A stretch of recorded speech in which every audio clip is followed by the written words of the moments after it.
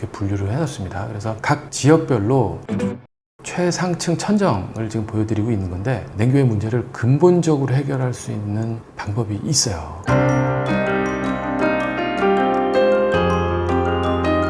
주택에 있어서 단열재가 굉장히 이제 중요한 요소 중에 하나죠. 우리나라처럼 사계절이 있는 곳은 더한데, 겨울은 요즘 뭐 영하 한 20도 정도까지 내려가고, 여름은 36도, 37도, 뭐 거의 40도까지 이렇게 올라가죠. 그러면은 굉장히 덥고 춥고가 심한 정도의 상황인데, 뭘 보면 또 알 수 있냐면, 전원주택 사시는 분들 불편한 거 1위가 난방비가 감당이 안 돼요. 이렇게 난방비가 많이 들어갈 줄 몰랐어요. 뭐 이런 얘기들 이제 하시잖아요. 그게 다 바로 단열재의 중요성을 강조하는 그런 사례다라고 볼 수 있겠죠.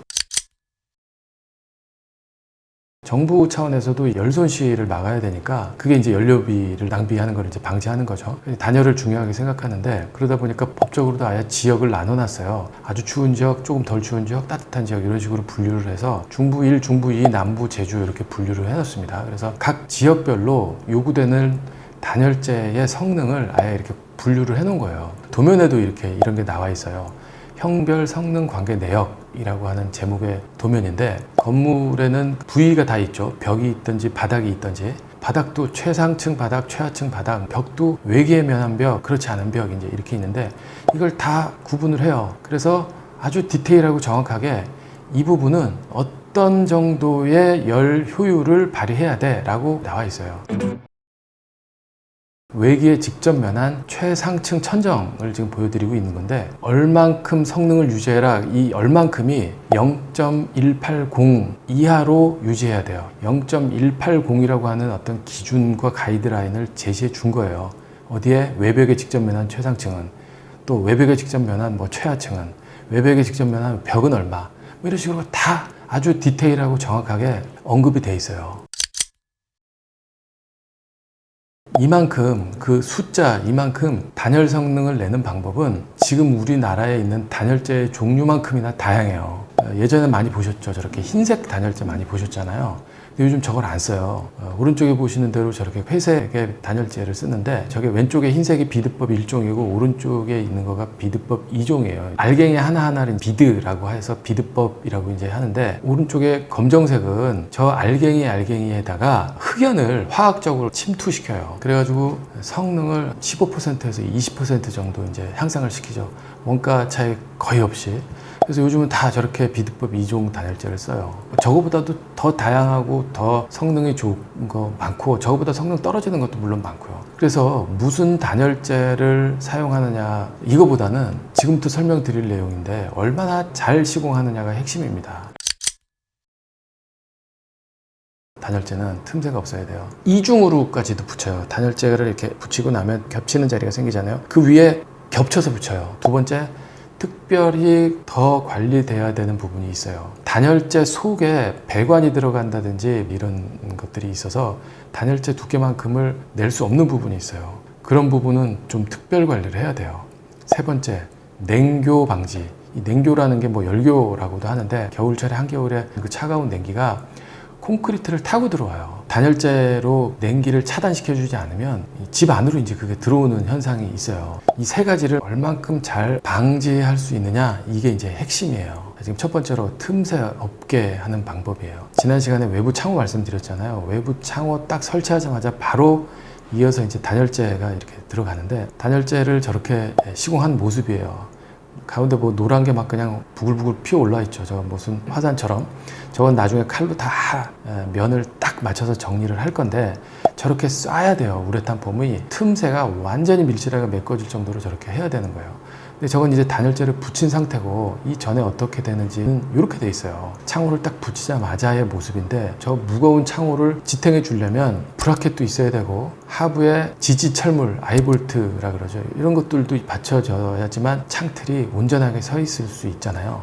저런 걸 다 피해서 단열재가 두 장으로 완벽하게 시공이 돼야지 되는 거예요. 그러려면 창문 주위에 저렇게 브라켓이 있는 부분은 단열재가 가서 만날 수가 없겠죠. 막 저렇게 쇠가 튀어나와 있는데, 단열재 면은 매끄러운데 이게 막 튀어나와 있는 거 달 수가 없잖아요.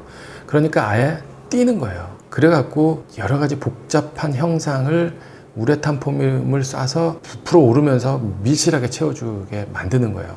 그래야 창호 주변에 빈틈 하나 없이 찬바람 들어올 수 있는 공간 하나 없이 완벽하게 잡아줄 수 있는 거예요. 브라켓 주변은 저렇게 차가운 공기가 실내로 더 이상 들어오지 못하게끔 코킹으로 완전히 둘러싸 버리는 거예요. 냉기가 단절이 되게. 저렇게 해놓고 스티로폼을 붙이는데 2겹 붙인다 그랬죠. 순서를 저렇게 또 하는 거예요. 1번 파란색 단열재를 붙여요. 그 다음에 2번은 이렇게 붙이고 이렇게 붙이는 거예요. 3번은 요 사이에 지그재그로 될 수 있도록 요 위로 이렇게 붙이는 거예요. 단열재를. 그래야 이 틈을 밀실하게 막아줄 수 있는 거예요. 이렇게 막아줘야 찬바람이 들어오지 않게 되는 거고, 또 단열재와 단열재가 어쩔 수 없이 틈이 생길 수 있는 부분은 아예 띄어서 우레탄 폼을 다 쏴줘서 E형으로 만나는, 그러니까 일직선으로 만나지 않은 면에 대해서는 뭔가 저렇게 부풀어 올라서 꽉 채워줄 수 있도록 그렇게 만들어줘야 되는 거예요. 그래야 틈새 없이 외부의 찬 공기가 침투되지 않도록 하기 위해서 그렇게 하는 겁니다. 또요, 지금 보시는 사진이 최상층 천정이에요. 최상층 천정은 저 경질 우레탄이라고 하는 저 단열재와 단열재가 또 틈이 생기는 면은 저렇게 다 또 쏴줘야 돼요. 저 슬라브 위쪽으로는 옥상이잖아요. 외기에 이제 노출이 되는 옥상, 그런 부분은 저런 식으로 특별히 더 관리를 잘 해줘야 되는 거예요.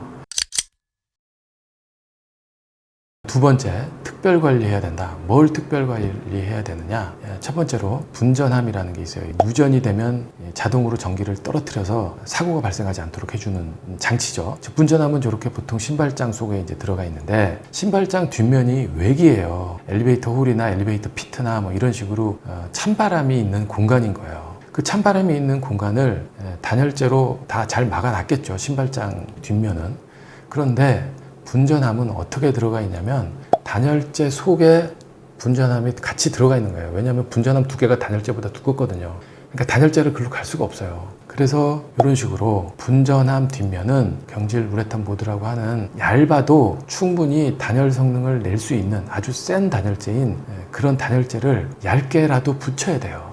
그렇게 해서 저 분전함을 통해서 냉기가 전달이 되지 않도록. 또 있어요. 외부에서 신선한 공기를 빨아들여서 실내로 급기하는 관이에요. 한겨울에 차가운 공기를 빨아들인 다음에 차가운 공기를 그대로 실내에 뿜으면 안 되잖아요. 그래서 방 바닥 속에 한 바퀴 두 바퀴 돌려서 공기를 데펴준 다음에 그 공기를 뿜어주는 거예요. 저렇게 바깥에 공기를 빨아들이는 관이 있다 그랬죠. 그럼 바깥이에요. 저거는 외기에 면한 거예요. 그러니까 저 뒷면에 화살표 한번 보세요. 시커멓게 돼 있는 저런 식으로 성능이 센, 얇아도 성능을 발휘할 수 있는 단열재를 붙여줘야 되는 거예요. 안 그러면 저쪽으로 냉기가 다 들어오는 거죠. 이런 것들이 각종 전기 박스 등 되게 많아요. 이런 부분은 다 특별 관리해야 된다라는 거고요. 자, 세 번째, 냉교 방지. 이게 어떻게 보면 제일 큰 문제고 단열의 핵심이에요. 콘크리트 벽체가 있으면 단열재를 다 붙일 수가 없잖아요. 세대 내에 벽도 있고, 저렇게 단열재가 끊어져 있는 부분을 통해서 저 파란색 냉기가 타고 들어오는 거예요. 콘크리트는 돌덩어리잖아요. 냉기가 단열재가 끊어진 틈을 타고 실내로 들어오는 거예요. 그러면 단열 효율이 급격히 떨어지겠죠. 외단열이 좋다 그러잖아요. 외단열이 왜 좋냐면 냉교를 방지할 수 있어서 그래요. 단열재가 끊김없이 외벽을 다 그냥 둘러쌀 수 있잖아요. 중간에 슬라브가 있건 벽이 있건 기둥이 있건 외벽으로는 단열재가 끊김없이 지나갈 수 있어서 외단열이 그래서 효율적이라고 말하는 거예요.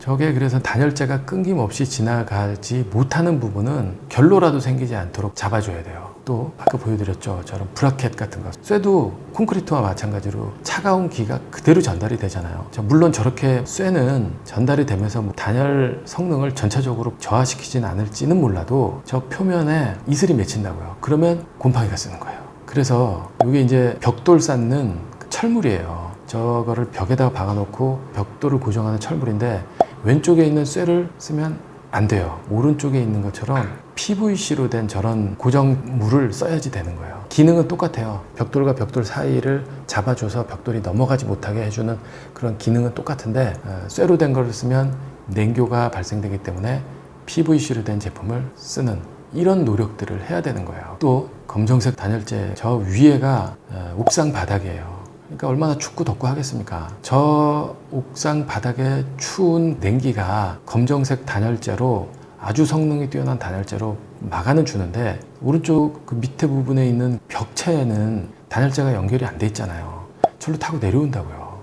그래서 천정 속 방습판은 저렇게 단열재보다 더 밑으로 빼서 그 분홍색, 빨간색으로 되어 있는 단열재 있죠. 저게 이제 아이소핑크인데 저걸로 저렇게 충분히 밑에까지 내려줘야 돼요. 천정 속을 완전히 다 커버할 수 있도록 저렇게 내려줘야 돼요. 그리고 각종 배관들 나가는 그 틈은 우레탄 폼으로 저렇게 밀실하게 꽉 채워줘야지만 냉교를 방지할 수 있는 방법인 거예요. 그런데 이런 골치 아픈 냉교의 문제를 근본적으로 해결할 수 있는 방법이 있어요. 벽이 색깔이 틀리죠. 오른쪽에 회색은 골조면이고 왼쪽에 검정색 단열재가 들어가 있는 부분은 골조를 끄는 거예요. 골조를 외벽에서 떨어뜨리고 그 사이를 외벽 단열재가 연속으로 지나가게 만드는 거예요. 그리고 나서 저 검정색 단열재를 후시공을 하는 거죠. 그러니까 외벽이 단열재가 끊김없이 돌아갈 수 있도록 해놓는 거예요. 이렇게 돼 있는 거죠. 좌측에 조그마한 도면이 일반적인 형태의 벽이에요. 벽이 있으면 골조가 이렇게 돼 있어서 단열재가 갈 수가 없잖아요. 단열재가 가다가 여기서 끊기고 여기서 끊기니까 이게 열교가 이 벽을 통해서 냉교가 발생이 되는 거예요. 이걸 떨어뜨리는 거예요. 떨어뜨려서 단열재가 그대로 지나가게 만드는 거예요. 그러니까 냉교가 아예 생길 수가 없는 우수한 평면인 거예요. 이렇게 떨어뜨려 놓고 나중에 이 부분은 조적으로 다시 마감을 하는 거죠. 그러면 단열재가 외벽을 뺑글뺑글 돌아서 지금 오른쪽 사진 보시는 그대로 건물을 완전히 둘러싸고 있어요. 외단열의 장점을 그대로 갖고 있는 이런 평면인 거죠. 이건 냉교를 근본적으로 해결하기 위한 아주 좋은 평면인 거예요. 이런 방법도 있어요.